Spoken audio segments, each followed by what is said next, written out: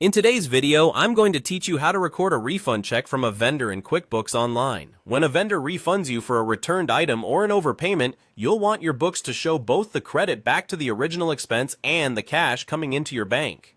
We'll do that by creating a vendor credit, recording the bank deposit, and then applying the credit so accounts payable stays accurate. Start in QuickBooks Online and open the Create menu, the plus icon at the top. Choose Vendor Credit. Select the vendor who issued the refund. Set the date to the date on the refund check so your reporting lines up with your source documents. In the category details, use the same expense or cost of goods account you used on the original bill.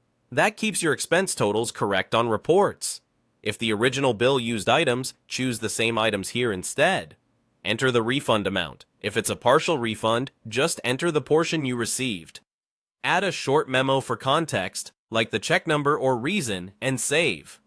Next, record the money coming into the bank. Open the Create menu again and choose Bank Deposit.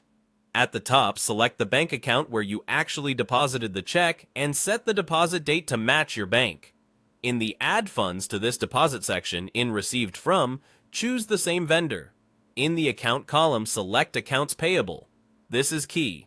Using Accounts Payable links the deposit to the vendor so you can apply it correctly and avoid inflating income. Enter the refund amount as a positive number. You can choose check as the payment method and add the memo if you like. Then save. Finally, apply everything so your vendor balance is correct. From the left menu, go to Bills, then Pay Bills. Filter or search for the vendor. You'll see the deposit and the vendor credit available. Select them so they offset the appropriate bill or net to zero if there's no open bill. If sales tax was part of the original transaction, mirror the way you handled it on the vendor credit to keep totals consistent. Review the amounts to confirm the payment section looks right, then save. This ties the deposit to the vendor credit and clears the payable. That's it. Quick recap. The vendor credit reverses the original expense, the bank deposit records the cash received, and pay bills connects the two on the vendor's account. Keep dates consistent. Use the same accounts as the original bill, and consider attaching a copy of the refund check for your records.